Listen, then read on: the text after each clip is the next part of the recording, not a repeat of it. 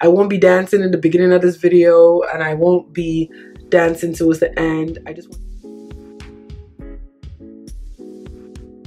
Alright guys, welcome to the channel, Silverline's Beauty Playbook. So today is going to be a relaxer day for me, and I decided to film this relaxer day because I just wanted to talk about some things about this particular relaxer day that happens to be different. And I'll try and put a link in here so that you guys can actually go and watch an actual tutorial on that. So today is just going to be a event relaxer day, talk with me, get ready with me type deal. So I wanted to talk about today's relaxer day because let's get my little clippies, because it's a little bit different. Yeah, I'm hoping my my little thing don't come off, because y'all about to see the business then. Y'all about to get this business real quick. I got my Blue Magic coconut oil hair gunk. I won't lie, I'm a little bit nervous about this one. I had dreams about how bad this relaxer day was gonna go. But basically, I usually relax at 12 weeks post relaxer. The most I've ever extended over 12 weeks is during my alopecia period, where I had to extend my relaxer because I didn't think my hair was necessarily ready, and that was hell. And I think I made it up to 17 and a half, maybe 18 weeks. I can't remember. The most I've ever stretched at any other regular time was 14 weeks. And y'all, still, my hair is not down for that type of play. I like to do my relaxer when I have time to do it, you know, like, so if my hair is about to be 12 weeks post relaxer, I am basically scheduling it in my, I'm penciling that appointment in there somewhere for me to know, okay, this is the perfect week to do it because I got 3 days off.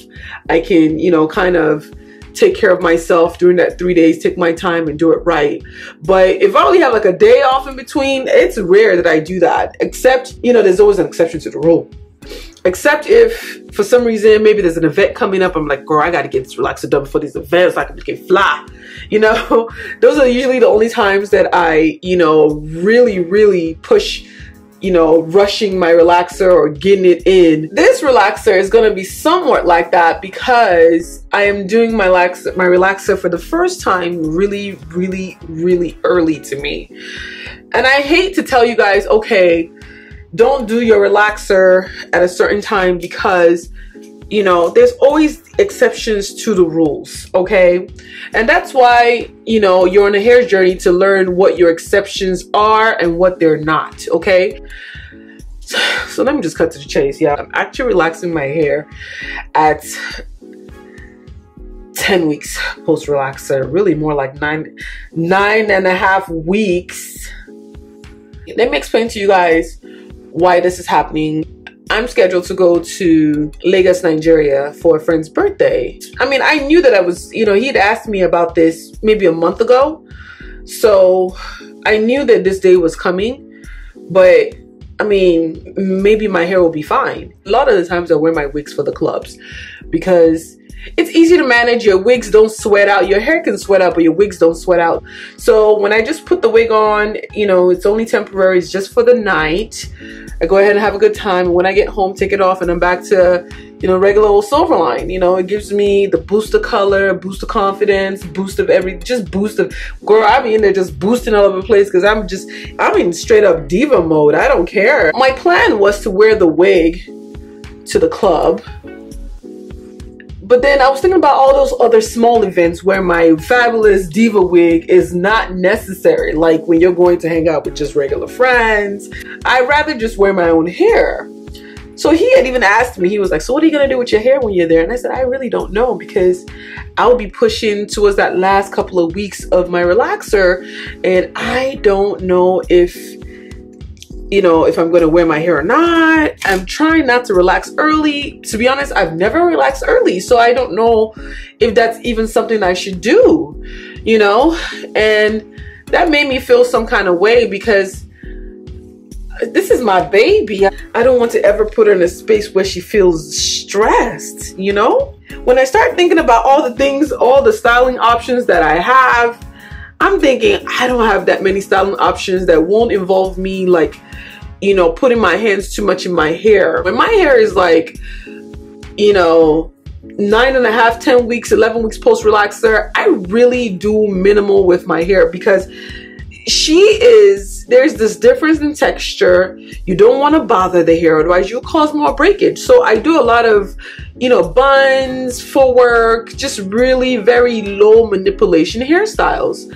And in order to look cute and fabulous for this trip, I can't just be bunning up all the time like a school teacher. And I called my sister. I was like, what should I do? My hair is exhibiting signs of, you know, puffiness, and I'm not sure what the best option is. And she was like, well, how many more weeks do you have? So I told her, I said, I have roughly about 2 more weeks to go. And she was like, what would be the big deal if you relaxed it now? I said, well, it's not, I don't think it is a big deal, but I've just never done that before.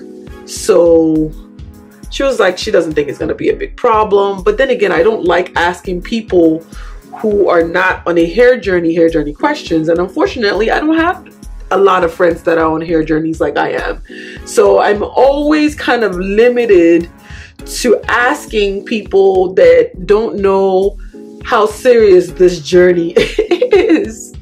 You know, people are still thinking, oh, it's just hair or it's gonna grow. See, that's the kind of people you don't really want to be talking to. So I was having a little bit of anxiety.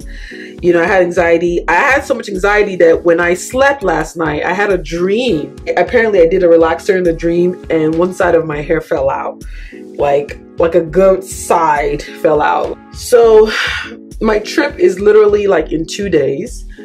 And another reason why I decided to do, why it was kind of a no-brainer to go ahead and do this relaxer now was because Africa, let me not speak for Africa, let me speak for Nigeria because I don't know all of Africa. I've had like very awful experiences with hair in Nigeria. I've walked into a salon with a full head of weave for just a quick wash, style and go, and left out with no more weave in my hair because they managed to mat me up so bad that it just didn't work out. I ended up wearing a wig on that trip also. I literally had a weave sewn in my hair and it needed to be washed, and I didn't have enough time to do it before I left the States. So I said, well, you know, Nigeria, hair care in Nigeria is actually pretty cheap for the most part. It's not that expensive, especially when you want to get like braids done. Anybody that's ever been to Nigeria, you know that that's where you get your braids did, okay? I ended up crying on my way out of there because they had matted me up so bad that they couldn't even comb my hair out. They had to cut the weave out of my hair. That was one of my experiences. Another experience was just wanting to just go and get a regular wash set, hair pin curled and sat under the dryer, simple stuff. They put so much freaking setting lotion in the hair. You could have snapped my hair in half on the way out. I spent all this time in the salon, and while I was at the salon, I remember just cringing and telling them there were so many things that they don't know about what you can and cannot do with hair. Is just hair to some people, and if a lot of people don't believe that their hair can grow, they're gonna continue to do things that won't allow your hair to grow and don't think that that's what they're doing. They don't know what they're doing wrong. It's the way I was before my hair journey. I didn't know that some of the practices that I was involved in was the reasons why my hair wasn't growing. So they're still in that space. Until you talk to a person about some of the things that they're not supposed to be doing, they don't know. So I don't blame them, but I should have known better than to have thought that they would have known. You know, when you walk into a salon, knowing or thinking or hoping that somebody knows something about hair up in here because this is what this space is about, but that's not true. And I want to speak for salons everywhere. It's not true. Not everybody in the salon knows what the hell they're doing in that salon. A lot of people are there to just make their money and keep it pushing. So that's what I learned. And I learned the hard way in Nigeria. The lady put so much setting lotion in that hair that as soon as I got home, I just rinsed it out. That happened. So now I'm thinking about this trip that I'm going on, and I'm thinking, I'm only going to be there for a week. Well, how am I really going to get through a week at, you know, 10 weeks post relaxer, knowing that this is probably one of the times that my hair needs like a lot of nurturing and a lot of time to kind of sit with it, detangle, take my time because of the difference in texture. This is probably one of the times you need to do that with your hair. Once I realized I was going to Africa I was going to Nigeria and I know the kind of experiences that I had with hair. I said it's probably best that I just go ahead and do this here now, take my time and do it right, than to take my hair in the space that is in and then think that somebody is going to help me out when that's probably not going to be the case. The thing about doing certain things in Nigeria is that you don't have the same luxury as you would have here in the States. Like in Nigeria, sometimes there's light, sometimes there's no light. Sometimes there's water, sometimes there's no water. And sometimes there's no warm water.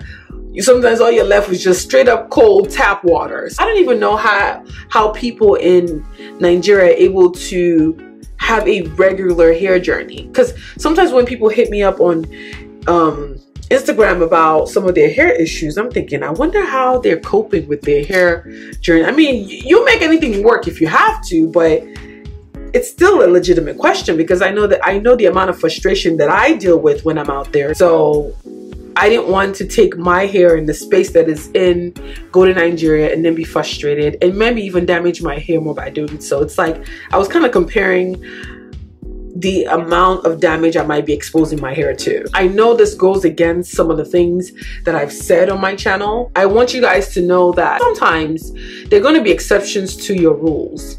And there will be times that you will have to break some of these rules in order to achieve some of the things that you need to achieve. Right now I'm thinking about the amount of damage I'll be putting on my hair if I don't take care of it here in the States. Then if I took my hair in the space that it is and then end up doing something crazy like going to a salon or putting in braids or something just to get through the week. So I don't want to do that. I love to wear my hair. So that's the exception to the rule for this particular time period. So I am going to go ahead and start my relaxer process. Wish me luck. Yeah. I have my relaxer here ready to go. I got a good new jar yesterday. Yeah, that's what I wanted to talk to you guys about today. I just wanted to come out real quick and let you guys know what I was doing. I'll keep you guys posted. You know, I've never done this before. I have a little bit of anxiety because I like to be nice and relaxed and I don't want to take no shots or drink no wine while I'm doing my relaxer, so I can't calm down that way. So we're just gonna have to go with the flow right now, make it work, and I will see you guys in the next video.